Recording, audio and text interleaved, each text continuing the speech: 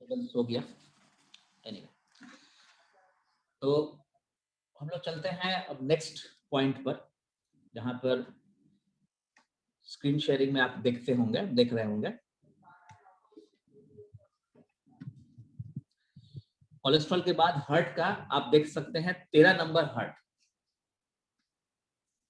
अभी जो पेशेंट का कॉल आ रहा था, उस पेशेंट को एक्चुअली प्रॉब्लम है बहुत पुराना आर्थराइटिस का, और हम लोग के सिस्टम से वो काम कर रहे हैं, झारखंड से हैं, और सेल्फ ट्रीटमेंट वो ले रहे हैं। कोशिश करेंगे कल परसों कुछ टेस्टिमोनियल्स में भी उनको भी हम लोग बुलाएं, और वो अपने तरफ से बताएंगे कि क्या दिक्कत था, कैसे रिजल्ट आया। तो कुछ टेस्टिमोनियल्स हम लोग कल परसों जो है आपके बीच में लाएंगे। तो चलिए आगे बढ़ते हैं। 13 नंबर, बहुत सारा टाइम निकल गया हम लोग का। तो 13 नंबर में हार्ट। तो हार्ट का जो पॉइंट है, आप अपने स्क्रीन पे ध्यान दीजिए। यहाँ पर number 1, number 2 and number 3, 3 point हम लोग का रहेगा, H1, H2 एंड H3। यानी हार्ट का जो प्रॉब्लम है, शुरुआती stage number 1, second number 2 heart का, और जहां पर हार्ट पे अगर प्रॉब्लम हो चुकी है, स्टार्ट हो चुका है, थोड़ा बहुत समझिए कि बीच बीच का रास्ता में हम लोग पहुंच चुके हैं, हार्ट पे प्रॉब्लम है। और तीसरा है कि अब हार्ट का ऑलरेडी प्रॉब्लम क्रिएट हो चुका है। इसके मतलब ये है कि ये बीमारी हार्ट रिलेटेड यानी कार्डियक प्रॉब्लम हो चुका है। यानी फर्स्ट स्टेज शुरुआती है, अभी हुआ नहीं है, बट ऑर्गन में प्रॉब्लम आ चुका है, धीरे धीरे जाकर हार्ट का प्रॉब्लम हो जाएगा। और सेकंड में H2 वाला जो पॉइंट बताएंगे, उसमें आप समझ लीजिए कि आधा प्रॉब्लम हो चुका है, यहां से भी बैक कर सकते हैं आप। और अभी भी कार्डियोलॉजिस्ट के यहाँ जाएंगे तो डॉक्टर्स बताएंगे अभी कुछ भी नहीं हुआ है, क्योंकि वो हम ऑर्गन का डायग्नोस कर रहे हैं। लेकिन जैसे ही H3 वाला पॉइंट पे हम लोग डिटेक्ट करेंगे, तो समझ लीजिए हार्ट का प्रॉब्लम हो गया, और हर जगह में ये डायग्नोसिस करने से आ जाएगा। तो आपके स्क्रीन पे आप ध्यान दीजिए, हार्ट का पॉइंट्स मैं बना देता हूं। ये है आपका वो जगह। अब अपना कानी उंगली में चेक कीजिए, कानी उंगली में ये देखिए हमने बना दिया। आप अपने स्क्रीन पे ध्यान दीजिए, स्क्रीन पे ध्यान दीजिए, और लेफ्ट में आपको दिखाई दे रहा है कि एक जगह हमने बनाया है, इसको H1 हम यहाँ पर लिख दे रहे हैं, H1। ठीक है, आपको दिखाई दे रहा होगा H1। अब अपना नोट कीजिए। बीच बीच में अगर फोन आ जाता है तो थोड़ा सा हम लोग रुकेंगे, इसलिए कि पेशेंट्स का ही फोन आ रहा है, तो थोड़ा सा ध्यान देना पड़ता है हम लोग को कि उनका भी प्रॉब्लम सॉर्ट आउट हो।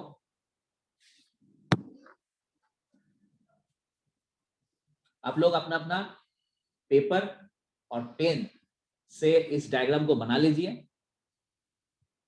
फायदा करेगा, ये हमेशा आपके पास रिकॉर्ड रहेगा। मैं थोड़ा थोड़ा धीरे धीरे चल रहा हूं, इसलिए ताकि आपको नोट करने का मौका मिले। बहुत हड़बड़ी नहीं है, कुछ नहीं है।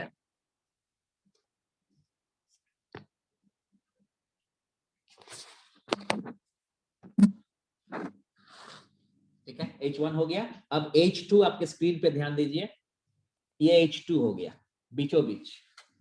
इसको हम लोग लिख देते हैं H2।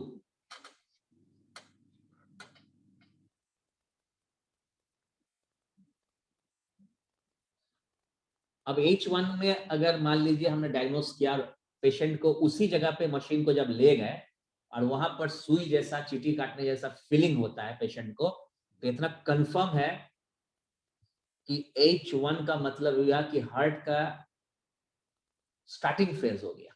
मतलब अभी बीमारी नहीं हुई है, बट सचेत हो जाना होगा, क्योंकि बीमारी का चेकिंग तो बाद में होगा, पर ऑर्गन का डायग्नोसिस हम लोगों ने कर लिया। H1 ये जगह हो गया। H2 जो हुआ वो बीचों बीच आप देख लीजिए, हार्ट का पॉइंट है H2। यहां पर अगर झटका लगता है पेशेंट को, हैंड में लगता है, तो समझ लीजिए कि पेशेंट को क्या प्रॉब्लम हुआ, कि ये बीमारी जो है अब स्टार्ट होने ही वाला है। यहां भी आप प्रिवेंट कर सकते हैं, बचा सकते हैं, बट इसकी जो टेस्टिंग होगी, किसी भी मतलब समझ लीजिए डायग्नोस्टिक जो मशीनरीज है वहां नहीं आएगा। फॉर एग्जाम्पल आप इसका टीएमटी, ईसीजी ये सब जगह में नहीं आएगा, क्योंकि अभी भी बीमारी नहीं हुई है, बीचों बीच आ चुका है, बीमारी के नजदीक आया है। और इन सब मशीनों में क्या होता है कि बीमारी जब हो चुका होता है तब आता है। लेकिन मैं अभी ये नहीं कह रहा हूँ कि बीमारी हो चुकी है, मैं आपको यही कह रहा हूँ अब बीमारी होने ही वाला है, क्योंकि अब बीचों बीच आ चुका है। ठीक है। और तीसरा जो पॉइंट है ये वाला, अब ध्यान दीजिए, ये हम H3 कर देते हैं, यहाँ लिख देते हैं H3। देखिए आपके स्क्रीन पर H3, ठीक है। तो H1, H2, H3 थोड़ा जूम करके आप लोग देख लीजिए और अपने हिसाब से डायग्राम को बनाइए। फिर मैं ओरिजिनली अपने हाथ पर भी बना के आपको दिखाऊंगा, ताकि कहीं से कोई कंफ्यूजन नहीं हो। और ये सब डायग्नोस्टिक पार्ट है और डायग्नोसिस सही होना चाहिए, इसके लिए जानकारी होनी चाहिए। तो H1, H2, H3 फिर समझा रहा हूं। H3 में अगर वो झटका लगा, H3 वाला पॉइंट पे अगर आपको समझ में आता है, आप जैसे जूम करके देखिए तो आपको वो दिखाई देगा हार्ट का पॉइंट, उसको आप अपने पेपर में बना लीजिए।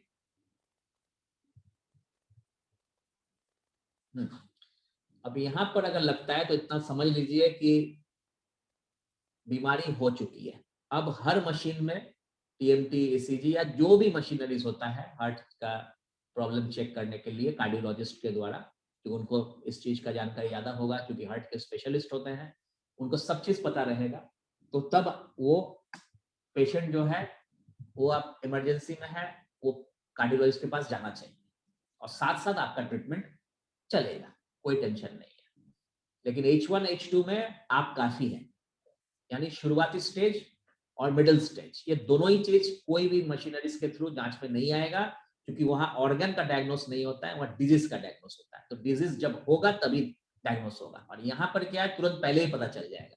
इसीलिए प्रिवेंशन के लिए यह नंबर 1 है। और जब बीमारी हो जाए इस तरह का हार्ट रिलेटेड, बाकी चीज के लिए तो आप काफी है, तब थोड़ा ऐसा इमरजेंसी अगर हो जाए तो बेटर है कार्डियोलॉजिस्ट से मिलकर उनका इलाज हुआ, साथ में आता जाए। एक आध दो जगह में ये सब में थोड़ा सा आप साथ साथ चलना चाहिए, बाकी सब में तो आप अकेले ही काफी है। जितना बीमारी अभी तक मैंने बताया 11-12 पॉइंट, उसमें आप ये अकेले काफी होंगे। लेकिन इस जगह में अगर इमरजेंसी होता है तो इमरजेंसी केस के लिए हॉस्पिटल कार्डियोलॉजिस्ट का सपोर्ट मिलना चाहिए। साथ साथ आप अपना ट्रीटमेंट आगे दे सकते हैं। फिर आगे नहीं हो तो ये सब, जैसे हमारे यहाँ पेशेंट आते हैं, स्टेंट लगा हुआ है, पेसमेकर लगा हुआ है, ब्लॉकेजेस बहुत सारा है, बाईपास सर्जरी है, आते हैं, हम लोग उसको समझ के साथ में सपोर्टिंग में जो हो सकता है जितना उतना हम लोग करते हैं, बाकी जो नहीं हो सकता है तो नहीं हो सकता है। लेकिन हर पेशेंट कोई बाईपास सर्जरी नहीं कराता है, हर पेशेंट कोई हार्ट का पेशेंट नहीं होता है। अगर शुरुआती H1, H2 में आप पकड़ लेते हैं तो वो बीमारी नहीं होगा। ये हम लोग का सबसे बड़ा योगदान होगा इस समाज के, इस सोसाइटी के तहत, है ना।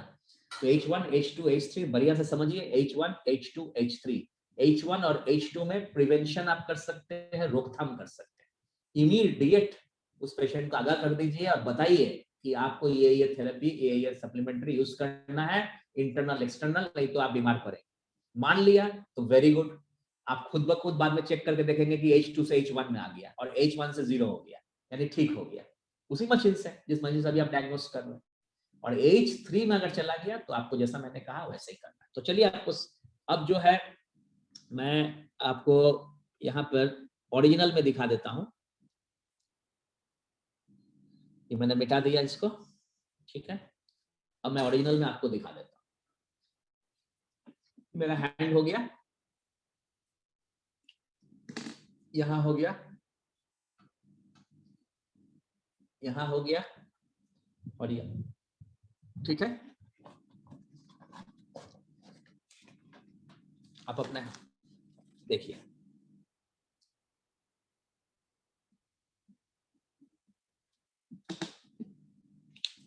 मैं H2 को ब्लू कर देता हूं।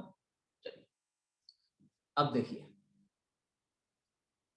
ये H1 हो गया, ये H2 हो गया, ये H3 हो गया, ठीक है। क्लियर हो गया। H1, H2, H3। अब प्रोब को मैं लाया ऐसे, और हमें तो नहीं पता अगले के अंदर में क्या है नहीं है, तो मैंने यहाँ टच किया, कुछ नहीं आता है, कुछ भी नहीं लगा, तो यहाँ भी नहीं लगेगा, यहाँ भी नहीं लगेगा, बीमारी नहीं है, ना ऑर्गन से कोई दिक्कत है।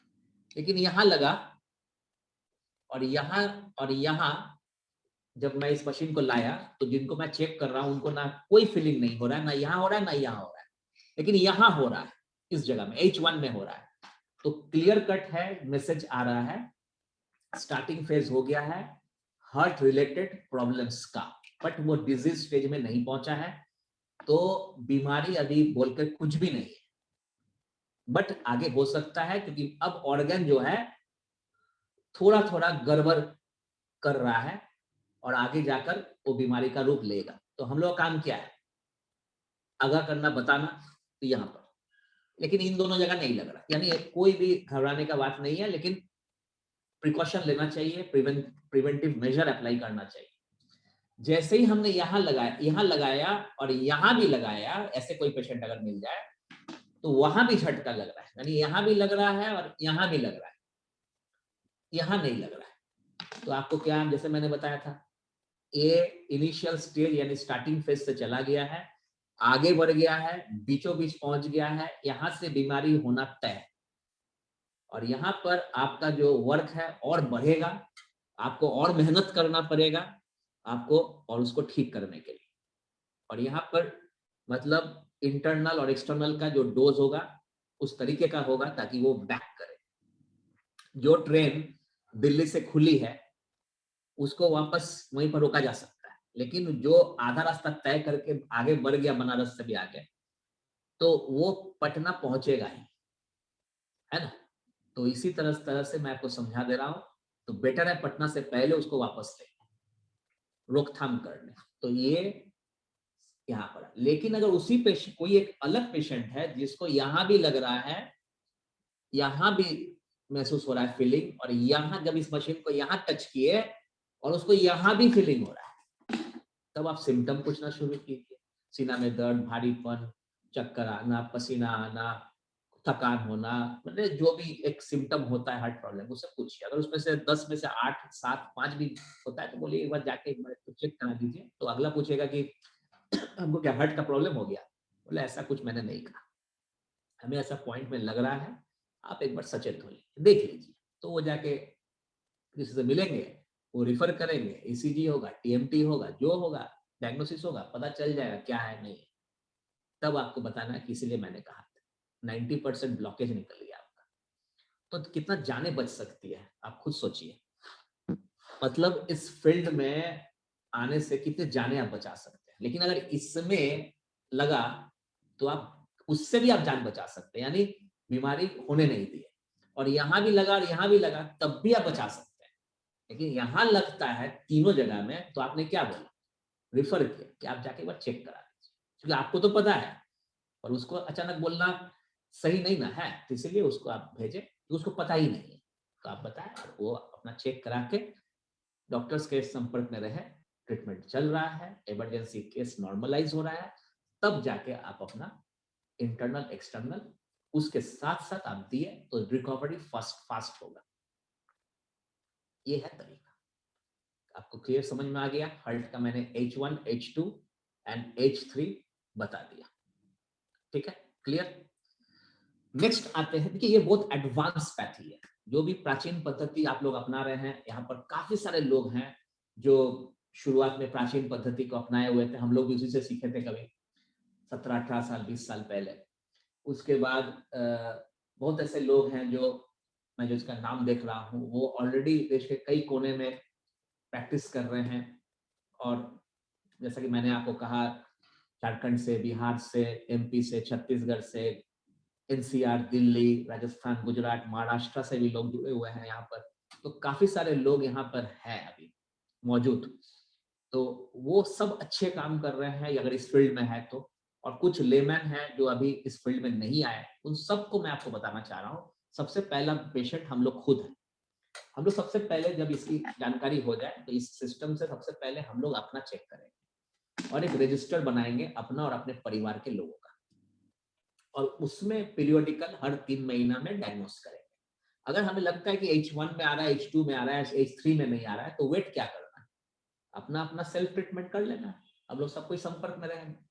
और अगर आपको लगता है कि इस तीनों में नहीं लग रहा है, तो 3 महीना बाद फिर डायग्नोस होगा। अगर वहां H1 में आ गया तो शुरुआती स्टेज में आप पकड़ लिए, क्योंकि हर बीमारी हार्ट हो चाहे लीवर हो, तो लास्ट स्टेज में पता चलता है कि थकान हो गया, ये हो गया, चक्कर खा के गिर गया, तो 90% ब्लॉकेज हो गया, 80% ब्लॉकेज हो गया, बाईपास करना है, स्टेंट डालना है, यही सब होता है। तो कहने का मतलब है बोलकर कुछ नहीं होता है। तो डिजीज डायग्नोसिस बाद में, पहले ऑर्गन का तो डायग्नोसिस कर लीजिए। तो ये सिर्फ इस पैथी में। तो मैंने जो बताया कि प्राचीन पद्धति से जो लोग कर रहे हैं उसके साथ इसको अटैच अगर कर दिए, तो सोसाइटी में हजारों लाखों लोगों को बेनिफिट आप दे सकते हैं। और जो लोग ऑलरेडी इसको कर रहे हैं प्राचीन से लेके मॉडर्न तक, हम सब कोई, तो उसमें आउटस्टैंडिंग रिजल्ट है। और जो लोग फर्स्ट टाइमर है उनको शुरू में ही मॉडर्न मिल जाएगा, है ना। तो ये एक प्रोसेस है, आप उसके तहत आपको सीखना है और आगे लोगों को ठीक रखना है। तो चलिए नेक्स्ट में हम लोग चलते हैं हार्ट के बाद। आप अपने स्क्रीन पे ध्यान दीजिए, डायरेक्टली आपके स्क्रीन पे आ रहा है।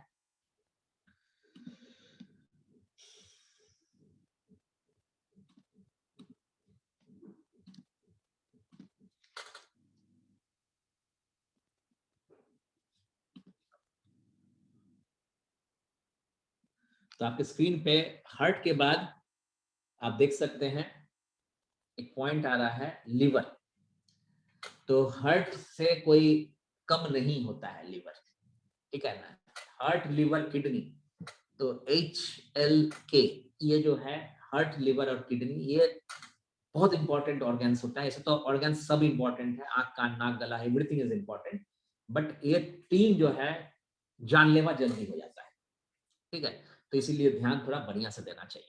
अब घुटना में दर्द है तो जानलेवा नहीं होगा, लेकिन हार्ट लिवर किडनी में अगर इफेक्ट ज्यादा आ जाता है तो वो कुछ भी कर सकता है, कहीं भी मूव कर सकता है। तो चलिए आगे बढ़ते हैं, हम लोग सीधा चलते हैं फोटोग्राफ की तरफ। जो स्क्रीन पे फोटो आ रहा है आपका, इसमें आपको लीवर का भी 1, 2 और 3 मैं बताऊंगा। और अब तो हमें बताने की जरूरत नहीं है कि 1 का मतलब शुरुआती स्टेज, दूसरा नंबर का मतलब मिडिल स्टेज। इस दोनों जगह से आपको प्रिकॉशनरी मेजर जल्दी से उसको वापस लाना होगा। और अगर L3 में आता है तो that is emergency, that is case of disease. यानी अगर L3 में आता है तो लिवर डिजीज हो चुका है। अब वो हेपेटाइटिस है कि सिरोसिस है कि फैटी लिवर है कि क्या है, वो तो अंडरस्टूड है, मतलब पता चल जाएगा बाहर आने वाले टेस्टिंग से। लेकिन आप ऑर्गन का डायग्नोस कर रहे हैं तो L1 को पहले ध्यान दीजिए और यहीं से कब्जा करिए, L2 वहीं से पिकअप कीजिए, L3 तो सपोर्टिंग में आपको देना है, क्योंकि 3 जगह है, सिर्फ हार्ट लिवर और किडनी, इसमें सपोर्टिंग चाहिए। तो अब क्या है कि L1 का जो पॉइंट है मैं आपके स्क्रीन पर आपके सहूलियत के लिए पेपर में, ताकि आप बना सके, आप ध्यान दीजिए। L1 का पॉइंट्स मैं बताने जा रहा हूं आपके स्क्रीन पे।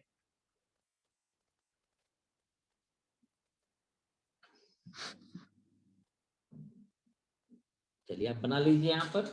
ये देखिए गौर से आप उसको जूम कीजिए, उस जगह को जो तो मैंने गोल किया है, जूम कीजिए और उसमें एक तो पॉइंट बना लीजिए। आप लोग थोड़ा प्रैक्टिस कीजिए, बहुत अच्छा, मतलब आप लोग का मैंने याद जो होगा ना बहुत जल्दी याद हो जाएगा। पेपर बना के डायग्राम बना लीजिए, पेपर में हाथ बना के डायग्राम बना लीजिए, मैंने पॉइंट बना लीजिए। इसलिए मैं थोड़ा धीरे धीरे चल रहा हूँ, नहीं तो 1-1.5 घंटा में भी पूरा खत्म हो सकता है 4 दिन का। लेकिन समय के साथ साथ धीरे धीरे, ताकि आपको क्लियर हो। तो ये हो गया L1, मैं यहाँ पर फिर से लिख दे रहा हूँ L1। तो आप गौर कीजिए, लीवर 1।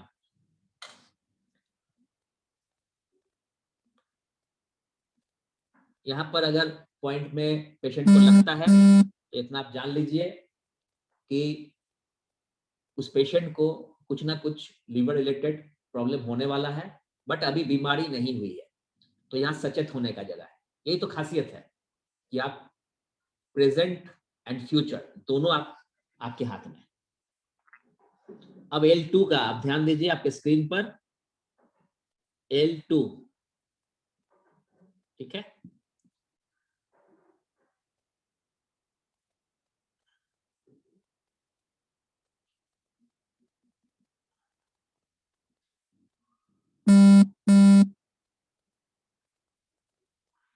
ठीक है, आपके स्क्रीन पे आप देखिए आ रहा होगा L2।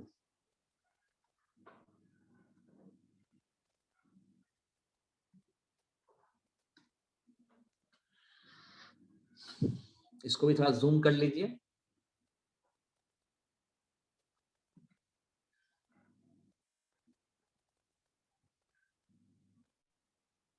डायग्राम को बना लीजिए, पॉइंट्स को बना लीजिए और सॉरी, और यहाँ पर ये L3 आपके स्क्रीन पर।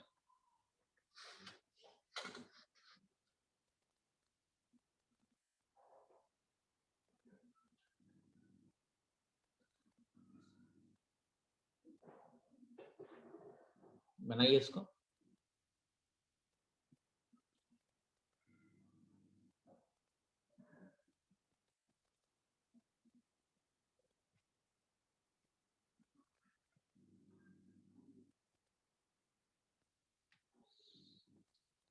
तो L1, L2, L3, L1 का जो पॉइंट हो गया,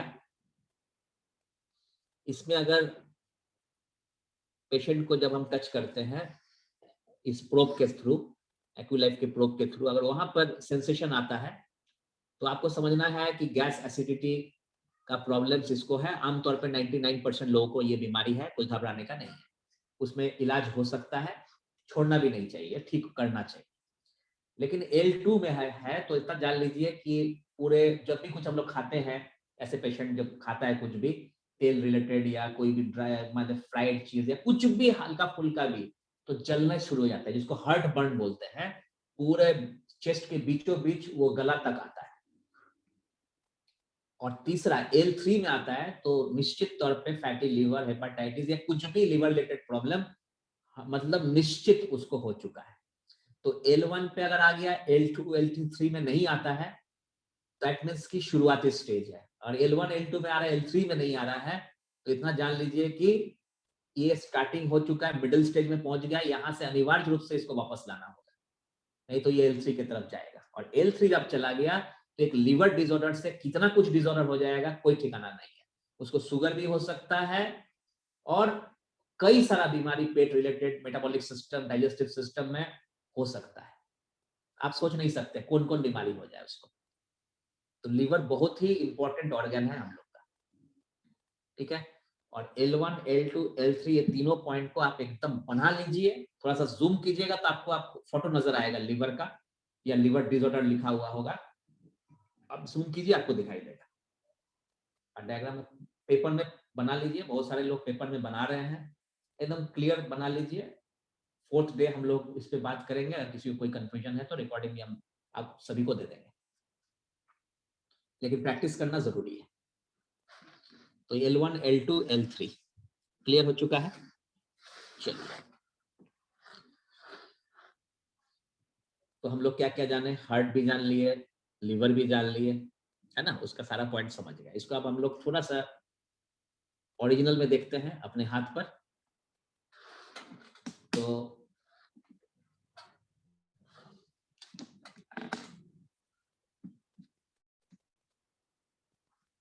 इसको क्या करते हैं, रेट से करते हैं, तब आपको क्लियर हो जाए।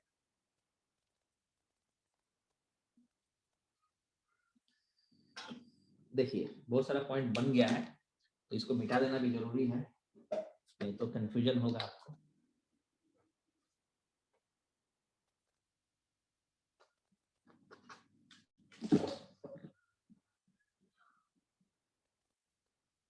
ठीक है, हो गया।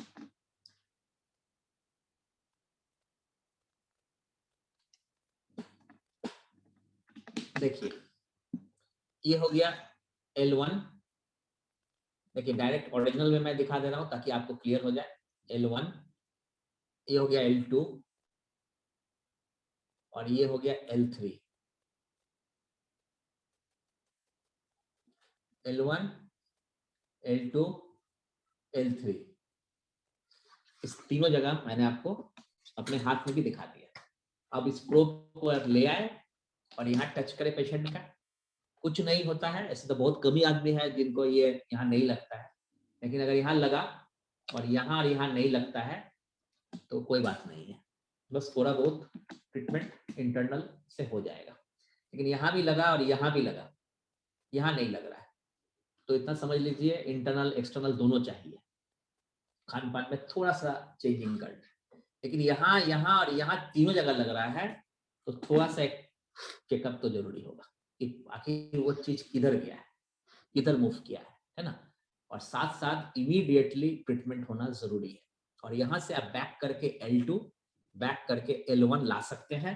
फॉर एग्जाम्पल आपने ये तीनों जगह लगा, आप ट्रीटमेंट शुरू कर दिए, 1 महीना के बाद आपने फिर से चेक किया, देखा कि जो झटका बहुत ज्यादा लग रहा था वो कम हो गया, फिर 15 दिन के बाद चेक किया तो यहाँ नहीं लग रहा है, यानी L3 में नहीं लग रहा है, अब L2 और L1 में लग रहा है, यानी गाड़ी जो आगे बढ़ी थी उसको आप वापस आधा रास्ता पे लाया, लेकिन अभी पूर्ण रूप से ठीक नहीं हुआ है। लेकिन एक दिन देखे कि आपको यहाँ भी नहीं लग रहा है, सिर्फ यहाँ लग रहा है, तो गाड़ी वापस आ चुकी है यहाँ तक। और जब यहाँ नहीं लग रहा है तो गाड़ी ही गायब हो गई, मतलब अब बीमारी नहीं है, अब कोई कष्ट नहीं है।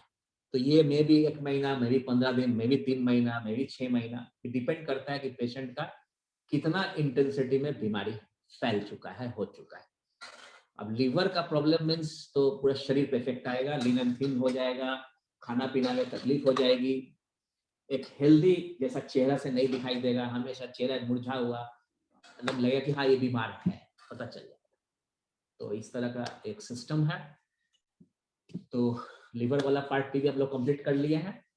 अब हम लोग आगे बढ़ते हैं, फिर से स्क्रीन पे चलते हैं, स्क्रीन पे ध्यान दीजिए। इसको पहले मिटा दिया जाए इरेजर से। चलिए सब मिट गया। हम लोग बैक करते हैं और यहाँ पर लीवर के बाद 15 नंबर में आता है कॉन्स्टिपेशन, यानी कब्जियत। कब्जियत कब्जियत एक बीमारी नहीं है, वो 100 बीमारी का क्या है, रूट्स है, यानी जड़ है। तो 15 नंबर पे चलते हैं, कॉन्स्टिपेशन, राइट। तो इसके लिए फिर से आपके स्क्रीन पर फोटोग्राफ आ रहा है, आप ध्यान दीजिए। कॉन्स्टिपेशन, अब ये हाथ का बैक वाला फोटो, ठीक है, बैक वाला जो मैंने आपको बताया था, हाथ के ठीक पीछे वाला, यानी लेफ्ट हैंड के ही पीछे वाला पॉइंट। तो यहाँ पर कैसे डायग्राम होगा, फिर से मैं रेड बना दूं तो आपको क्लियर हो जाएगा आइडिया। ये जगह ध्यान दीजिए आपके स्क्रीन पर, ये है कॉन्स्टिपेशन। इसको जूम कीजिए, आपको देखिए लिखा हुआ मिलेगा कॉन्स्टिपेशन। जूम कीजिए इसको, जी बिल्कुल।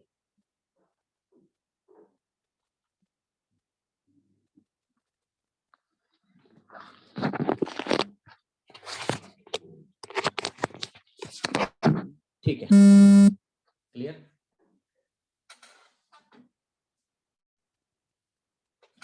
क्लियर एकदम। आप इसको बना लीजिए कॉन्स्टिपेशन।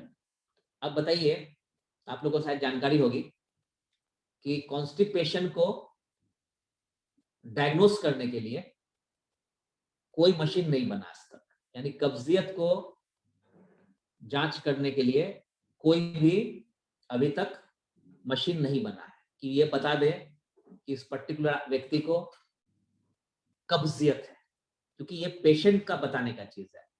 जिनको कब्जियत होगा, कॉन्स्टिपेशन, वो खुद बताएगा कि मुझे ये कब्जियत जैसा है फीलिंग, तो डायग्नोस नहीं कर सकते।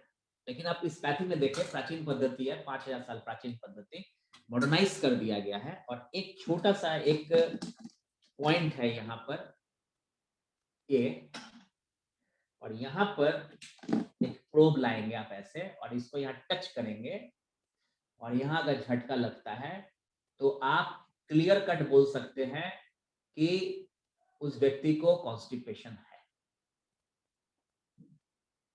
अगर आपको अपना खुद चेक कर लीजिए, यहाँ पर 90% चांस है कि सबको कब्जियत निकलने का, जो थोड़ा बहुत तो सबको रहता ही है। अब उनको नहीं पता चलेगा, लेकिन बॉडी के इंटेस्टाइनल पार्ट में अगर मान लीजिए ये प्रॉब्लम है, तो आगे जाके पाइल्स हो सकता है, आगे जाके कोलाइटिस है, कुछ भी पेट रिलेटेड प्रॉब्लम, जिसको हम लोग आम भाषा में पेट बोलते हैं, लेकिन ऐसे डाइजेस्टिव मेटाबॉलिक सिस्टम बोलते हैं हम लोग, पाचन तंत्र बताते हैं, जिसमें बहुत सारा रोल होता है, बहुत सारे ऑर्गन्स को, लेकिन मैं डीपली नहीं जा रहा हूँ उसमें, आमतौर पे बता रहा मैं। तो ये आइडिया हुआ आपको। यहाँ पर ये जो पार्ट हो गया, यहाँ ये पॉइंट, ये कॉन्स्टिपेशन का, ठीक है। तो आपने बता दिया कि क्लियरली कि हाँ ये कॉन्स्टिपेशन का पॉइंट क्लियर। चलिए नेक्स्ट चलते हैं हम लोग नेक्स्ट में, और ये बहुत इंपॉर्टेंट शायद आने वाला है, एक ऑर्गन का। पहले इसको मिटा दूं मैं, राइट। किडनी, जैसा कि मैं अनुमान किया था कि 16 नंबर पे किडनी है, और ये भी very very important organ. K1, K2, K3, K1, K2, K3। तो जिस तरह से लीवर 1, लीवर 2, लीवर 3, जैसे हार्ट का H1, H2, H3, उसी तरह से हम लोग किडनी पे K1, K2 एंड K3।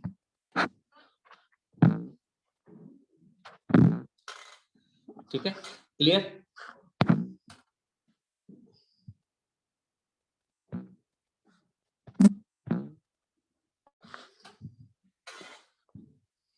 तो चलते हैं हम लोग डायग्राम की तरफ।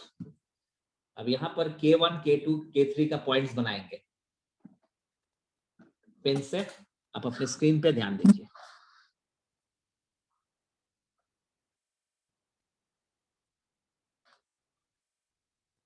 K1,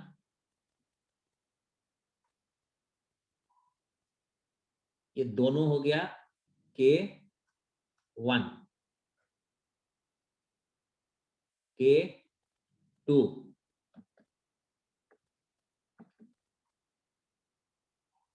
K3।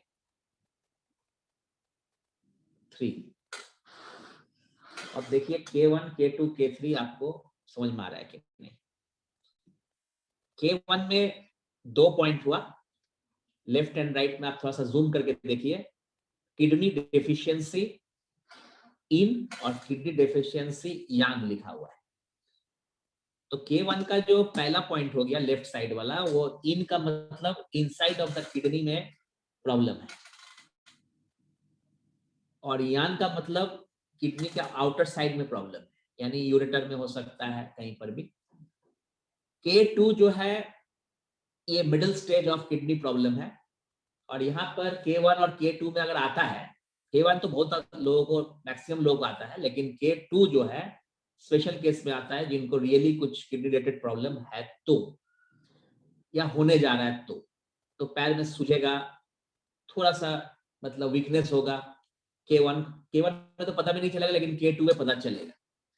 K3 में क्या है कि पैर में सूजन, कलर में डार्क, ये सब कुछ होगा, थकान बहुत ज्यादा होगा। तो ऐसे केसेस में, जैसा कि मैंने आपको कहा कि हार्ट, लिवर और किडनी में अगर थर्ड में दिखाता है, मतलब L3, H3 और K3 में आता है, तो सपोर्टिंग बेटर होगा कि उसको एक बार रिफर किया जाए कि आप एक बार चेक करा लीजिए, कुछ अगर होगा तो, क्योंकि ये सब इमरजेंसी केसेस में बदल सकता है, और आपका काम इमरजेंसी और सर्जिकल केस नहीं देखना, ठीक है। और 10% ही इस दुनिया में जो बीमारी होती है वो इमरजेंसी और सर्जिकल केस होता है, 90% ना सर्जिकल और ना इमरजेंसी, तो वो सब आपका केस है।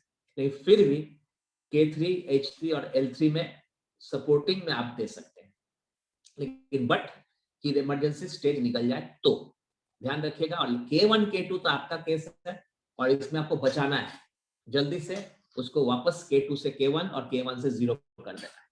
तो आपके स्क्रीन पे ये पॉइंट आ रहा है K1, दो भाग में अगर दोनों भाग में आता है तभी K1 माना जाता है, और अगर सिंगल केस में है तो इतना जान लीजिए कि ये जो सिंगल वाला पार्ट है ये एक स्टार्टिंग फेज होता है।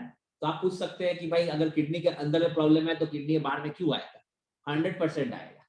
अगर बीमारी बढ़ रही है तो K1 में दोनों साइड में आएगा, और अगर एक साइड में आ रहा है तो घबराना नहीं है, स्टार्टिंग का भी स्टार्टिंग है, ठीक है। लेकिन ये टेस्ट कराने जाइएगा किडनी का, तो उसमें कुछ भी नहीं आएगा, ठीक है। और K2 में भी अगर आ जाता है, आपके थ्रू डायग्नोसिस करने पर सेंसेशन आने लगता है, तो भी जब अगर फुल्ली डायग्नोस आप करने जाएंगे डॉक्टर्स के पास तो भी नहीं आएगा। लेकिन आप समझ चुके होंगे कि K1 और K2 में आने से इसके मतलब ही हो गया कि बीमारी का स्टार्टिंग होने वाला है, ऑर्गन अफेक्टेड हो चुका है, ऑर्गन अपना प्रॉपर्ली फंक्शनिंग नहीं कर रहा है, जिसमें कि डिजीज की तरफ मूव करेगा। और K3 जो है अगर आ जाता है तो डिजीज 100% हो चुका है, किडनी रिलेटेड प्रॉब्लम हो चुकी है। तो K1, K2, K3 अब अपने स्क्रीन पे जो फोटोग्राफ्स जो पॉइंट्स आ रहा है उसको आप अपने डायग्राम के हिसाब से बना लीजिए और उसको नोट डाउन कर लीजिए, ठीक है। आप बाकी स्क्रीनशॉट ले सकते हैं, इसमें कहीं कोई दिक्कत नहीं है, लेकिन अगर डायग्राम में प्रैक्टिस करेंगे तो जब मतलब एकदम दिमाग में प्रिंट हो जाएगा, या फिर कभी किसी को ट्रेन करना हो तो उसका स्क्रीनशॉट काम नहीं आएगा, डायग्राम जो आप बनाया है वही प्रैक्टिस में आप ला सकते हैं। तो K1, K2, K3 देख लीजिए।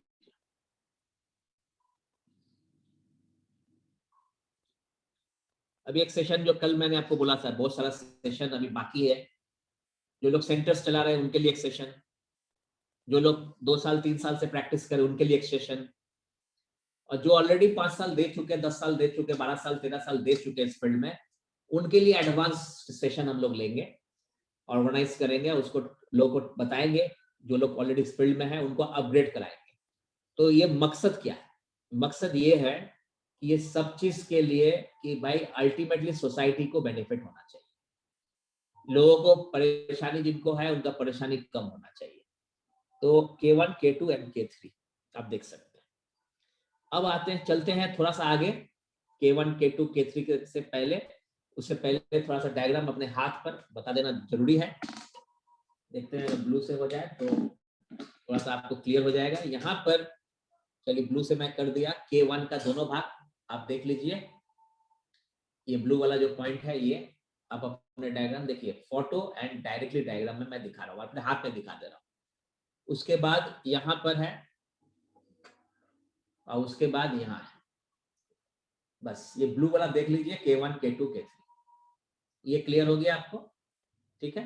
तो ये पॉइंट्स ध्यान दीजिए कि ये जितना भी पॉइंट्स बताया जा रहा है K1, K2, K3 very important. और एक कहावत है इस फील्ड में कि prevention is better than cure, prevention is cheaper than cure. मतलब अगर हम लोग प्रिवेंट कर लेते हैं तो बड़े से बड़े बीमारी से बच सकते हैं, कष्ट से बच सकते हैं, जो पैसे खर्चे होते हैं लाखों लाखों रुपया, उससे आप लोग बच सकते हैं। परेशानी से कम, माने परेशानी कम होनी चाहिए। कहावत है कि किडनी, लीवर, हार्ट का प्रॉब्लम अगर घर में किसी को हो जाता है तो पूरे परिवार अफेक्टेड होता है। तो इसीलिए इन सब बीमारी से हमें बचना है, दूर रहना है, कोशिश करना है कि दूर रहे। कोशिश करने पर 90% तो आपका सॉल्यूशन आपके हाथ में हो सकता है। लेकिन जब वो K3, H3 और L3 में चला जाता है तब थोड़ा सा इमरजेंसी पार्ट में जाता है, तो कहीं ना कहीं एक बार में तो पहुंचता नहीं है। K1, K2 से के बाद ही K3 आता है, L1, L2 के बाद ही L3 आता है, और H1, H2 के बाद ही H3 आता है। तो नेचुरल है कि ये सब चीज आपको ध्यान रखना चाहिए, ठीक है। तो अब आगे बढ़ते हैं हम लोग। हार्ट तो हो गया, किडनी भी हो गई और लिवर भी हो गया। अब हम लोग चलते हैं, तो प्रोब वाला जैसे आपको बता दिए थे कि यहाँ और यहाँ इसको टच करना है और सुई जैसा, चीटी काटने जैसा फीलिंग होना है, तो ये समझिए ये प्रॉब्लम का शुरुआत है। और यहाँ पर अगर आ रहा है और इन दोनों जगह आ रहा है और यहाँ नहीं आ रहा है तो समझ लीजिए बीचों बीच, मतलब बीमारी अब होने वाली है, रास्ता में आधा रास्ता तय कर चुका है। यानी किडनी का जो प्रॉब्लम है वो आधा रास्ता तय किया है, अभी भी डिजीज नहीं हुआ है, लेकिन अगर इस जगह में लगता है, यानी तीनों जगह में लगता है, 1, 2 और 3 तीनों जगह लगता है, कंफर्म है बीमारी किडनी का हो चुका है, पेशेंट किडनी का पेशेंट हो चुका है। तो ये इस तरह से आप डायग्नोस करेंगे। मशीन तो आपको पता ही है कि ये है, और इसका प्रोब आला ये है, इससे डायग्नोसिस होता है। तो प्रैक्टिकल जिस दिन होगा उस दिन आपको और भी कुछ क्लियर हो जाएगा। तो चलिए आगे बढ़ते हैं हम लोग।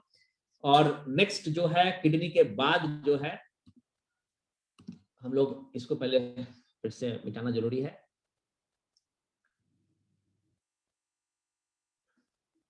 ओके, तो किडनी के बाद BP, blood pressure high and low. Blood pressure high and low, उसके बाद हम लोग डायबिटीज पे चलेंगे, ठीक है, यानी पेनक्रियास वाला पार्ट पे चलेंगे। और डायबिटीज के बाद जितने भी पॉइंट्स आएगा वो सिंगल सिंगल पॉइंट में काम निकल जाएगा। तो अभी दो और बड़ा बड़ा प्रॉब्लम्स है हम लोग के हैंड में, वो है blood pressure high and low और साथ में है डायबिटीज। ये दो चीज को समझना बहुत जरूरी है। तो चलिए हम लोग आगे बढ़ते हैं। 6:45 हम लोग के पास आधा घंटा टाइम है। आधा घंटा में जितना हो सकता है उतना ही करेंगे, कोई हड़बड़ी नहीं है। तो पॉइंट्स आगे बढ़ते हैं। Blood pressure high and low, यहाँ पर हम 5 पॉइंट बताएंगे और पेपर और पेन लेकर रखिएगा, इसमें समझना थोड़ा सा पड़ेगा आपको। तो चलिए पहला पॉइंट ध्यान से समझिएगा। यहां पर अपने मिडिल फिंगर में ध्यान दीजिए, मैं कुछ बनाने जा रहा हूं।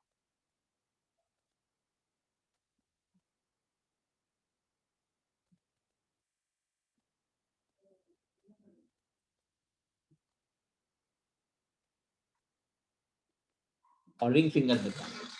हमने 4 गोल बनाए, तो 4 बिंदु बनाए, आप देख लीजिए। और यहां मैंने लिखा 1, यहां मैंने लिखा 2, यहां मैंने लिखा 3 और यहां मैंने लिखा 4 आपके स्क्रीन पर देख लीजिए। 1, 2, 3 and 4। Okay,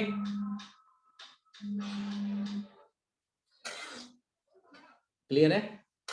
1, 2, 3 and 4।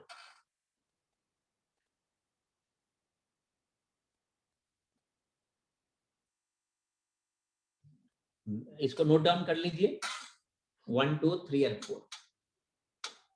अब आप नोट कीजिए पेपर में, 1, 2, 3, 4 कर लिए। और नेक्स्ट एक पहले हम दिखाई देते हैं। यहां पर बैक साइड में 5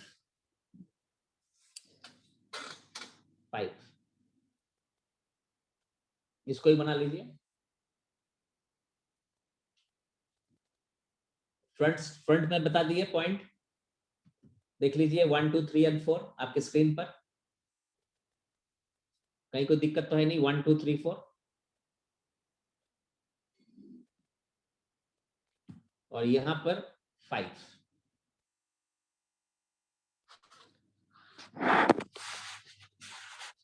इसको बना लीजिए।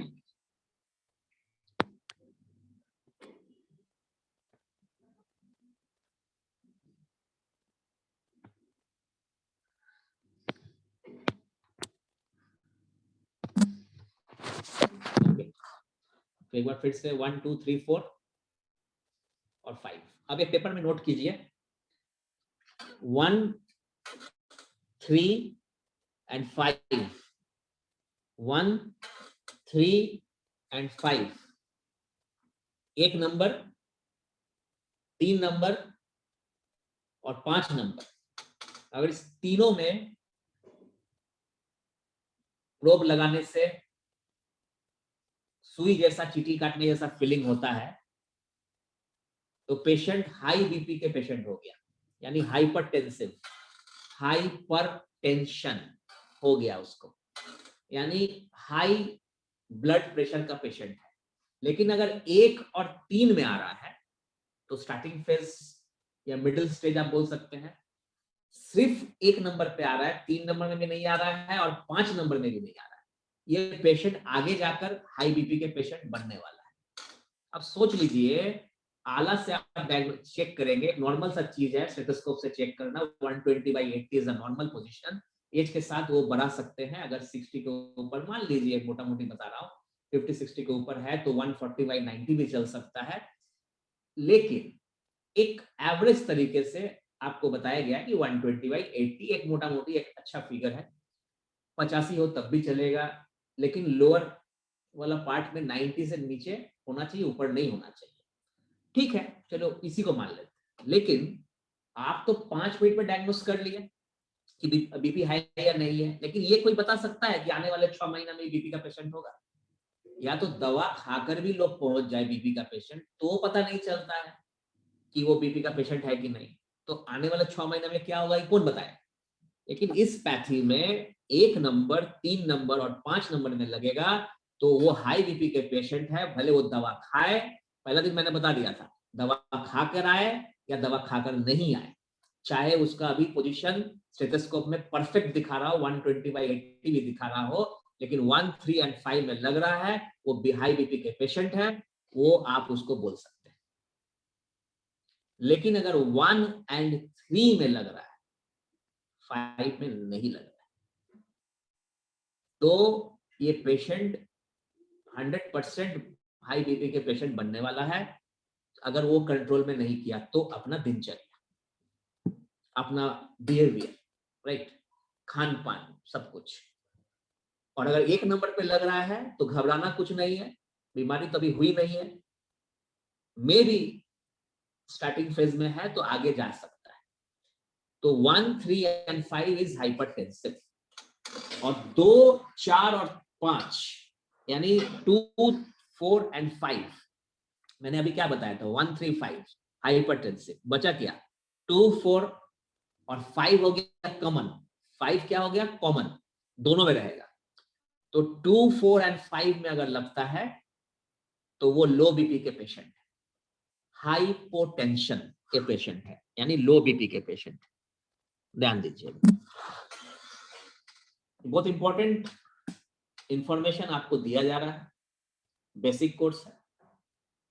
बहुत लोग ऐसे इंक्लूड किया गया है क्योंकि आपके शुभचिंतक ने आपको आईडी एंड पासवर्ड दिया है। आप गौर से देखते होंगे यहाँ पर 200, 250, 500 लोगों को नहीं बुलाए, क्योंकि खबर चल जाएगा तो 500 तो ऐसे ही ब्लॉक कर जाएगा, उसे कुछ होने जाने को नहीं है। कम लोग, सीरियस लोग, 25 से 30 लोग मान के चले थे, लेकिन यहाँ 60-62 एनी टाइम बने हुए हैं। तो मैं उम्मीद करूंगा आपके थ्रू बहुत अच्छा काम हो सकता है, क्योंकि अवेयरनेस से ही अच्छा काम होता है, तो आपको जानकारी होनी चाहिए। तो आपके शुभचिंतकों ने आपको ये आईडी पासवर्ड दिया है, उनको भरोसा है आप पर कि आप शायद कुछ अच्छा करेंगे, राइट। 25 लोग हैं, एकदम स्ट्रेट फॉरवर्ड 25 लोग हैं मेरे पास जो लिस्ट है, बेसिक कोर्स का अप्लाई उन्होंने किया है सर्टिफिकेट के लिए, वो लोग यहाँ आज मौजूद हैं, कल भी थे। ठीक है, तो 1, 3 और 5 हाई बीपी के पेशेंट, 2, 4 और 5 लो बीपी के पेशेंट। अगर 2 पे आ रहा है, 4 और 5 में नहीं आ रहा है, तो स्टार्टिंग फेज 2 और 4 में आ रहा है, 100% ये बीमार होने वाला है, लो बीपी में जाने वाला है।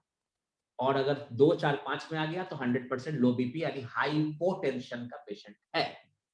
तो ये आपको समझा दिए 1, 3, 5 और 2, 4, 5। लेकिन कुछ केसेस आपको आएगा, वहीं पर आप कंफ्यूज करेंगे। 1, 2 भी आ जा रहा है, 3, 4 भी आ जा रहा है, 1, 2, 3, 4, 5 में भी आ जा रहा है। तो ये सब पेशेंट में घबराना नहीं है आपको, ये पेशेंट नहीं है। इनका पर डे का दिनचर्या, कभी गुस्सा आना, कभी गुस्सा कम हो जाना, ये पेशेंट नहीं है, लेकिन इनके अपडेट या अप टू डेट ये नहीं है। और इनका जो मतलब प्रॉब्लम्स है वो बार बार अप डाउन कर रहा है। ठीक है, अप टू डेट का मतलब ये हो गया कि उनको ठीक से पता नहीं है कि क्या करना चाहिए क्या नहीं करना चाहिए, क्योंकि कभी गुस्सा बढ़ जा रहा है तो बीपी बढ़ जा रहा है, या ऐसा वर्क वो करते हैं जहाँ पर हमेशा कुछ ना कुछ न्यूज आते रहता है। और लो बीपी तो में डिप्रेशन टाइप का चीज में बहुत सारा चीज हो जाता है, बहुत सारा चीज है, उस पर नहीं जाएंगे। तो 1, 2, 3, 4, 5 में, पांचों में लग सकता है, तो इसमें कहीं कुछ घबराना नहीं। लेकिन अगर 1, 3, 5 में आता है तो थोड़ा सा सचेत रहना पड़ेगा। बीपी हाई और शुगर लो जान जोखिम में डाल सकता है, यानी जानलेवा हो सकता है। क्या क्या? लो शुगर, हाई बीपी, जानलेवा हो सकता है, ध्यान रखिएगा। तो 1, 2, 3, 4 एंड 5 फिर से देख लीजिए क्योंकि इंपॉर्टेंट है, इसलिए इतना समय मैंने दिया इसके प्रति। चलिए आगे बढ़ते हैं और हम लोग एक और बड़ा बीमारी की तरफ चलते हैं, यानी जो कि इंडिया को कैपिटल बनाने के लिए एकदम सोच लिया है कि हम इसको कैपिटल बना के छोड़ेंगे, और हम लोग जैसे लोग ये सोच लिया है कि बनने कभी नहीं देंगे। ये चल रहा है लड़ाई। एक तो अंग्रेजी में कहावत है टग ऑफ वॉर, यानी रस्सी खींचा-खींची वाला जो पार्ट हो गया है।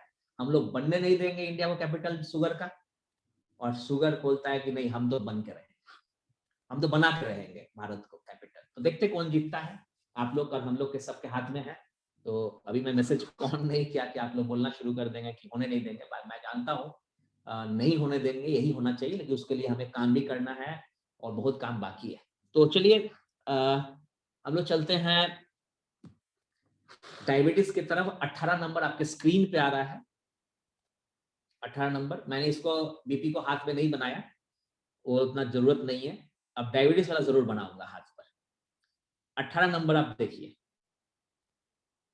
सबसे पहले स्क्रीन पर डायबिटीज D1, D2, D3, ये हाथ के इनर साइड में ही मिलेगा। देखिए यहाँ पर जहां मैं बना रहा हूं ना, वो पैनक्रियास का पॉइंट है, ध्यान दीजिए। आपके स्क्रीन पे बीचों बीच हाथ के देखिए D1, यहां पर दोनों उंगली के बीच में D2, और यहाँ तीसरा में D3, तो आपके स्क्रीन पर। जूम में ये सब सुविधा नहीं है, ये सब लिखने का, और डायग्राम पे ही लिखने वाले लिख सके, ऐसा इतना बढ़िया से सुविधा नहीं दिया हुआ है। हाँ, एक सुविधा है जिसमें आप कुछ कुछ कर सकते हैं, लेकिन उतना बढ़िया नहीं आता है, जिसमें वो नीचे में पेन दिया रहता है, उसमें बढ़िया से आता नहीं है। ये एक अलग तरीका अपनाया गया है आप सभी के लिए, एक स्पेशल मतलब इसमें उपाय किया गया है, ताकि आपको बहुत क्लियरली बता सके D1, D2, D3 करके। जूम वाला जो सुविधा है उसमें इतना बढ़िया से नहीं आ सकता है, इसलिए D1, D2 एंड D3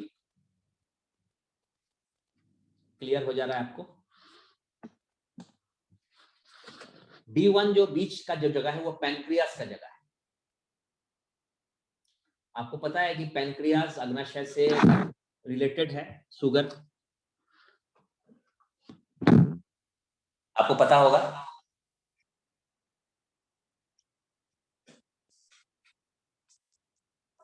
तो इसको थोड़ा सा ध्यान दीजिएगा,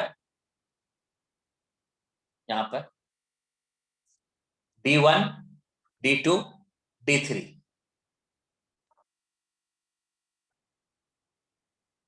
D1 पैनक्रियास का जगह है,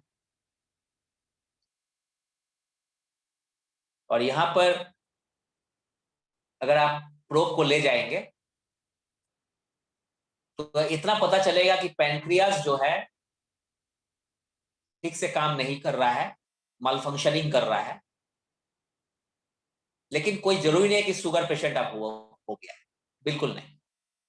लेकिन D2 और D1 में अगर लगता है तो ब्लड शुगर का प्रॉब्लम हो गया है, अप डाउन कर रहा है रेंज।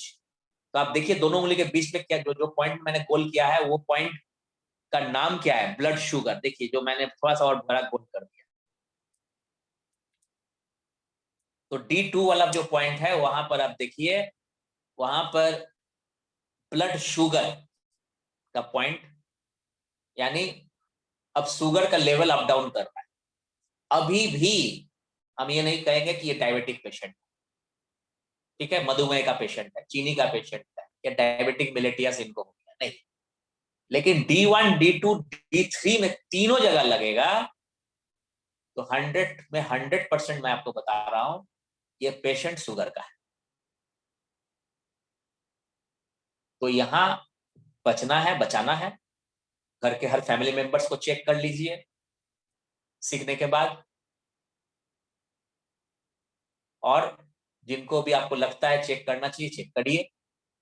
तो D1, D2, D3। लेकिन मजा तो तब आएगा जब D1 में या D2 में आया और आप किसी को बता दिए और वो नहीं माना, 6 महीने के बाद उसको शुगर डिटेक्ट, तब दौड़ते दौड़ते आपके पास आए। ये उन्हीं लोगों के साथ होता है जो नहीं मानते, जो भरोसा नहीं करते कि हमें शुगर हो ही नहीं सकता है।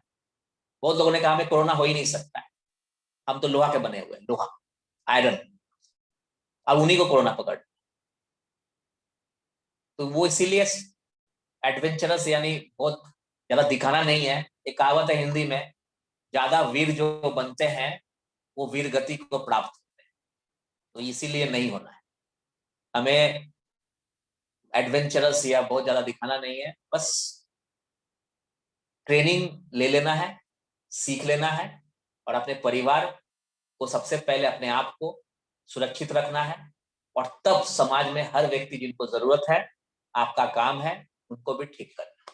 राइट, उसको कैरियर के रूप में ले लीजिए, तो फिर ना नाम पैसा आशीर्वाद तीनों आपके पीछे, ठीक है ना। और अगर आप चाहते कि नहीं बस ऐसे ही हम करना चाहते हैं तो आपकी मर्जी, तो जैसे भी चाहे आपका एक कंट्रीब्यूशन होना चाहिए। अब मैं आप सबको 1.5 घंटा 2 घंटा बता रहा हूँ, क्यों बता रहा हूँ? मेरे एक सेशन का कीमत है 50,000 रुपीज। मैं इंटरनेशनली इसको बताता हूँ, लेकिन मैं आज आपको फ्री में बता रहा हूँ 4 दिन से। और जो लोग बेसिक कोर्स कर रहे हैं उनका चार्ज 2100 नॉमिनल चार्ज लिया जा रहा है ट्रस्ट के लिए, ठीक है। लेकिन कुछ लोगों को फ्री में क्यों अप्लाई किया गया, क्योंकि वो बाद में पेमेंट करें, उन लोगों को स्पेशली दिया गया। मैं चाहता हूं कि आपको सब कुछ तरीके से मिले, लेकिन फ्री का तो वैल्यू होता नहीं, तो एक नॉमिनल चार्ज ट्रस्ट ने रखा है। हम उस ट्रस्ट में हैं मैनेजिंग ट्रस्टी के रूप में, लेकिन बहुत सारे लोग हैं और बेहतरीन काम कर रहे हैं 10-12 साल से। हजारों हजारों लोगों को, 50,000 के ऊपर में लोग को लाभान्वित हुए हैं, और कम से कम 550 सेंटर, और कम से कम 2,500 से 3,000 एक्टिव थेरेपिस्ट क्रिएटेड है। और इस फील्ड में कई लोग सरकारी यानी गवर्नमेंट इंस्टीट्यूशन में, सेमी गवर्नमेंट इंस्टीट्यूशन में, प्राइवेट इंस्टीट्यूशन में कार्यरत। सेल्फ मेड प्रोफेशनल यानी सेल्फ एम्प्लॉयड जिसको बोलते हैं, प्रोफेशनल्स बोलते हैं, वैसे लोग सेंटर्स अपना चला रहे हैं।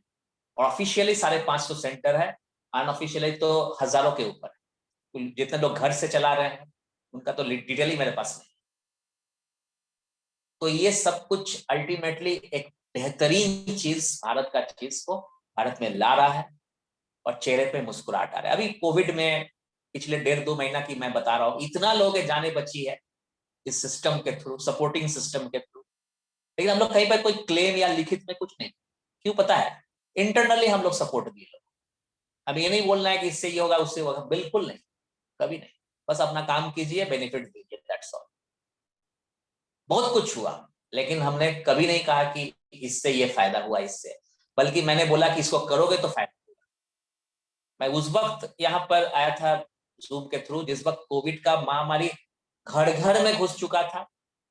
अप्रैल के 2-3 वीक की बात कर रहा हूँ, हंगामा हो गया था इंडिया में। उस वक्त मैं आके बताया कि बाउंस बैक करो और ये पॉइंट्स करो, सब कोई ने उसको किया। इतना लाभ हुआ लोगों को, आप विश्वास नहीं कर सकते। टेस्टिमोनी हमारे पास पड़ा हुआ है, लेकिन हमने कभी भी इसको प्रमोट नहीं किया कि ये करने से, बस अपना ठीक रहिए, खुश रहिए, बी योर ओन डॉक्टर, तो आप समझ सकते हैं। तो हमारा हर एक व्यक्ति जिसको फायदा हुआ है वो हमारे कौन है, प्रशंसक एंड प्रचारक है कि नहीं। तो D1, D2, D3 वापस टॉपिक पे। तो आपको क्लियर हो गया यहाँ पर। अब मैं आपको स्क्रीन पे हटाकर मैं आपको दिखाने जा रहा हूं हाथ पे, ये बहुत जरूरी है बताना। D1, D2, D3 देखिए आपके हाथ में है, एक मेरे हाथ में भी है। ये पॉइंट हो गया D1, D2, D3, D1, D2, D3, ये पॉइंट हो गया। तो क्लियर हो गया, सारे लोग को आइडिया हो चुका है कहां पर क्या है शुगर का, कौन कौन सा पॉइंट है, starting phase, middle stage and sugar patient. जैसे होते हैं उस पर क्लियर कंसेप्ट है कि मैं शुगर पेशेंट D3 में, तो D1 D2 D3 जब भी होगा तो D3 होगा तो D1 D2 में लगेगा ही, और D2 में लग रहा है जरूरी नहीं है कि D3 में लगेगा, लेकिन D1 में जरूर लगेगा, और D1 में लगा तो जरूरी नहीं है कि D2 और D3 में लगेगा। तो starting, middle and disease face, तो ये 3 चीज को ध्यान रखिएगा। अब हम लोग आगे बढ़ते हैं, और हम लोग के पास अभी 10-15 मिनट टाइम है, आगे बढ़ते हैं। और सिंपल सा चीज है, इसके आगे जो बीमारी के बाद पहले थोड़ा सा मिटा दिया जाए। चलिए, मिट गया। और हम लोग पहुंच गए हैं थायराइड के तरफ। एक पॉइंट का ये पॉइंट है, थायराइड स्किन स्वेलिंग और इंसोम्निया को हम लोग आज कंप्लीट करेंगे, ठीक है। थायराइड स्किन स्वेलिंग और इंसोम्निया, एक एक पॉइंट का ये चारों है, thyroid skin swelling and insomnia. और कल जो है बाकी कंप्लीट करके प्रैक्टिकल में करेंगे, ठीक है। परसों तो फुल्ली प्रैक्टिकल है, 2-2.5 घंटे की। तो 19 नंबर थायराइड है आपके स्क्रीन पर, और पॉइंट आप देख लीजिए, इस पे थोड़ा डायग्राम बना लीजिए। यहां पर ये पॉइंट है थायराइड का। मैं समझता इससे ज्यादा धीरे तो संभव ही नहीं है, बहुत धीरे धीरे आपको बताया गया है, कोई हड़बड़ी नहीं है। या ये देख लीजिए, ये थायराइड का पॉइंट,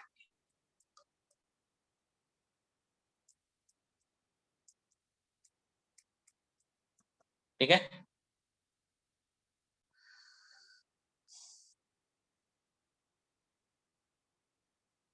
यहां पर जब आप प्रोब को लाएंगे इस जगह पर, पहले डायग्राम बना लीजिए फिर बताते हैं, ठीक है। स्टॉप कर देते हैं इसको। हाँ, अब देखिए ये पॉइंट,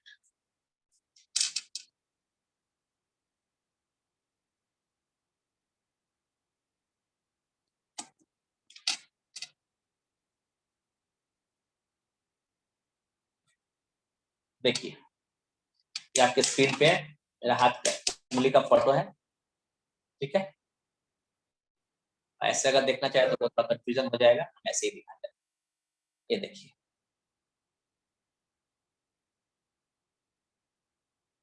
इनसाइड, अंगूठा के इनसाइड, ठीक है। तो ये जो जगह है ये थायराइड का, क्लियर।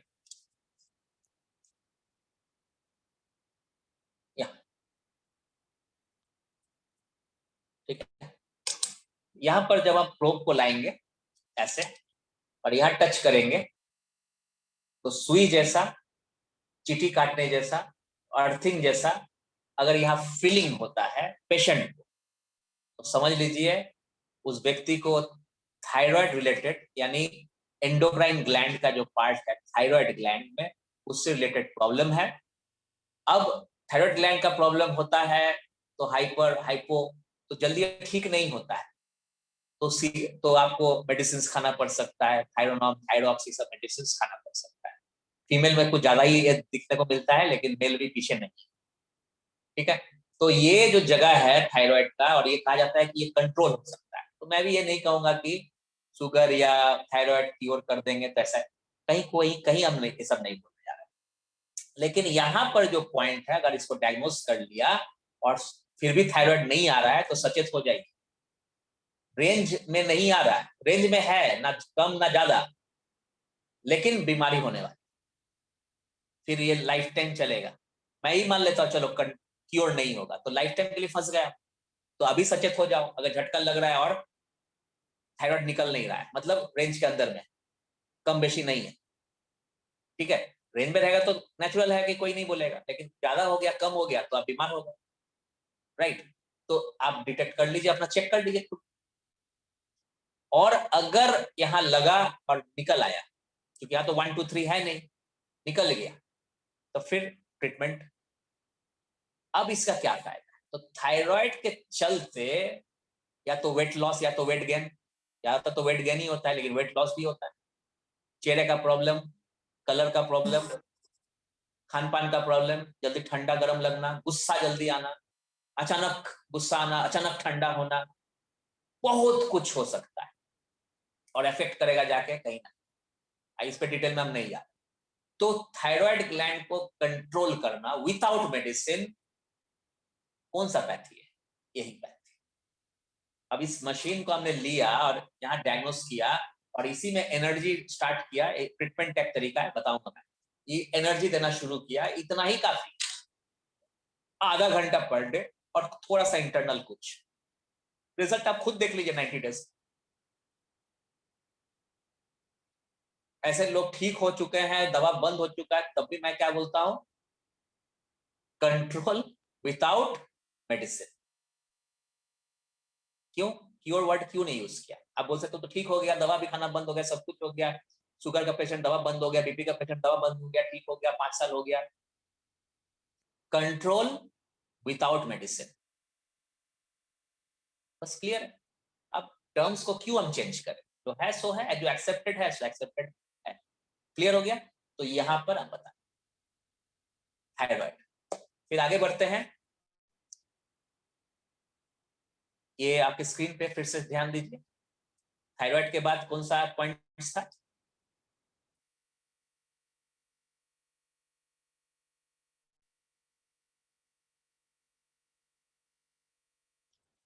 थायराइड के बाद आ गया स्किन। तो स्किन और स्वेलिंग एक साथ हम बता दें। स्किन और स्वेलिंग, स्किन और स्वेलिंग, इंसोम्निया तक जाएंगे, उसके आगे नहीं। स्किन और स्वेलिंग बता देते हैं। 20 नंबर और 21 नंबर, स्किन और स्वेलिंग। तो आपके स्क्रीन पे आ जाइए, देखिए आपके स्क्रीन पर ये स्किन का जगह हो गया,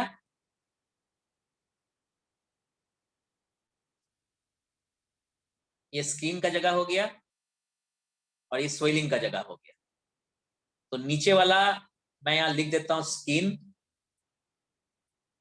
और यहां लिख देता हूं स्वेलिंग।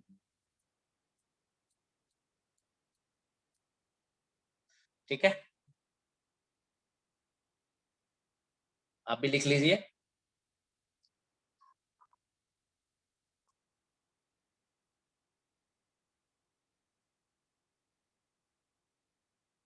स्वेलिंग।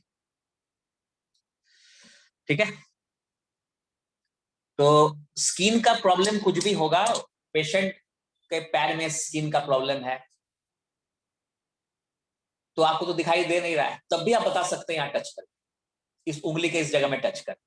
और स्वेलिंग वाला जो पॉइंट है, सूजन, शरीर में सूजन, थायराइड के चलते हो सकता है, दर्द के चलते हो सकता है, बहुत सारा प्रॉब्लम के चलते हो सकता है। तो स्वेलिंग एंड स्किन, ये दो पॉइंट को आप देख लीजिए। कानी उंगली में दोनों पॉइंट है, ऊपर वाला स्वेलिंग हो गया, सूजन, और नीचे वाला स्किन, स्किन रिलेटेड प्रॉब्लम। तो जब प्रैक्टिकल करेंगे, जब आपसे बातचीत होगी, अभी तो सब कुछ बंद करके रखा हुआ है, डिसेबल किया हुआ है, ताकि हम लोग शांति से आगे बढ़ सकें। तो स्किन का जो पॉइंट है बहुत सारा हो सकता है, लिकोडर्मा हो सकता है, व्हाइट स्पॉट, एक्जिमा हो सकता है, रैशेस हो सकता है, फेस पे हो सकता है, बॉडी पे हो सकता है, पैर पे हो सकता है, कहीं पर भी हो सकता है। तो उसका कौन सा तरीका है, किसमें 50-50 रिजल्ट आएगा, किसमें 100% रिजल्ट आएगा, किसमें 99% रिजल्ट आएगा, मैं बताऊं। सिलसिलेवार आप तक पहुंचाए, क्योंकि अभी क्या है, एकदम सेकंड डे है, पॉइंट्स की खाली जानकारी दिया जाए डायग्नोसिस के लिए। 20 से 25 लोग, जो भी 25 लोग हम लोग का यहाँ पर रजिस्टर्ड हुए हैं, और बाकी जो करीब करीब 35 से 40 लोग हैं जो पुराने लोग हैं, मैं सभी को कहना चाहूंगा, practice practice practice and practice makes a human being perfect. यानी आपको परफेक्ट अगर होना है, practice practice practice and practice. दो तरह से प्रैक्टिस होता है, एक अपने हमसे सुनते हुए देखते हुए प्रैक्टिस कर रहे हैं, और एक ट्रेनिंग देते हुए प्रैक्टिस होता है, वो निखार आता है। तो आप पेशेंट को जब ट्रीट करेंगे तो प्रैक्टिस होगा। सब चीज आपको सिखाया नहीं जा सकता। 30% आपको यहाँ सिखाया जाएगा, 70% सीधा फील्ड पर। फील्ड मतलब डायरेक्टली पेशेंट को ट्रीट कीजिए, डायग्नोस करिए, बहुत कुछ सीख जाइएगा, जो हमने भी नहीं बताया हुआ वो भी सीख जाइए।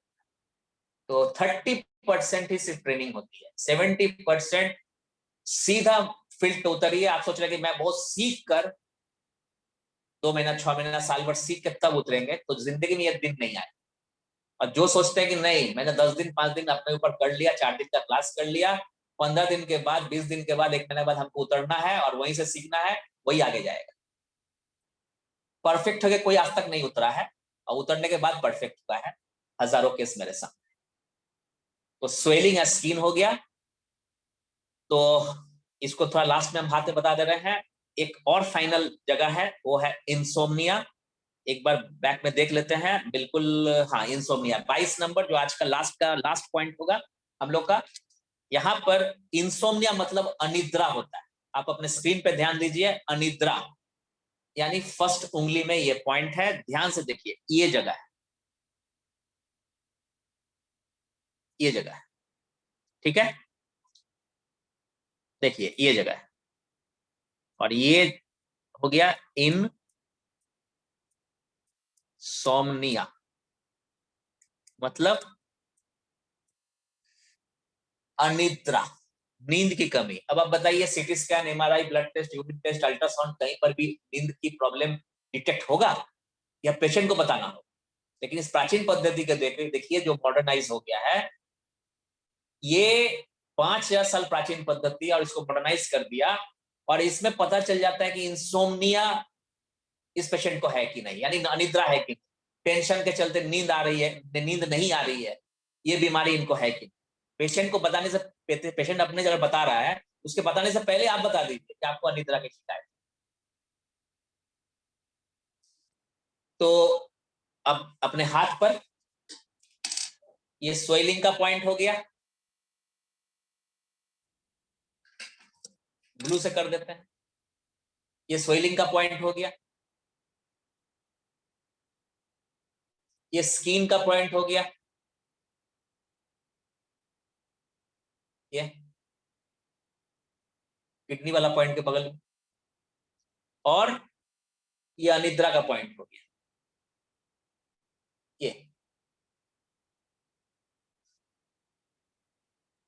ये अनिद्रा का पॉइंट हो गया। तो 3 पॉइंट फिर से, ये स्वेलिंग,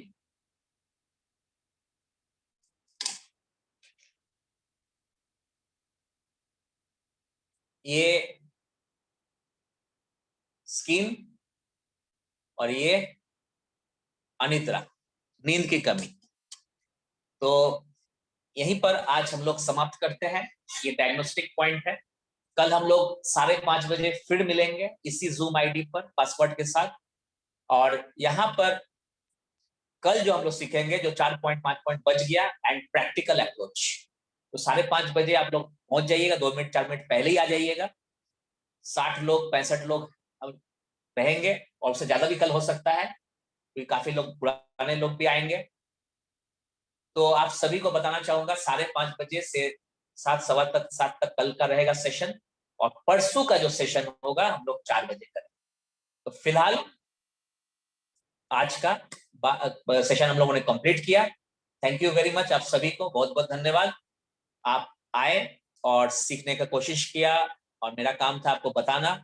अल्टीमेटली हर एक के अंदर कोहिनूर का हीरा है, तराशना आना चाहिए, तराशिए, मीन्स प्रैक्टिस कीजिए, और एक दिन name, fame, recognition, money, blessings, everything, सब कुछ आपके पीछे दौड़ेगा। पैसे तो झक मार के भागेगा आपके पीछे, क्योंकि आप लोग अगर कैरियर बनाना चाह रहे हैं तो इकोनॉमिकली सपोर्ट होना चाहिए, और आप सोच नहीं सकते हैं कि आप क्या अर्निंग हो सकता है। अगर रिकॉग्निशन की बात कर रहे हैं, नेम फेम की बात कर रहे हैं, आप सोच नहीं सकते, बस सीख कर शुरू हो जाना है। थैंक यू वेरी मच, आप सभी को बहुत बहुत धन्यवाद।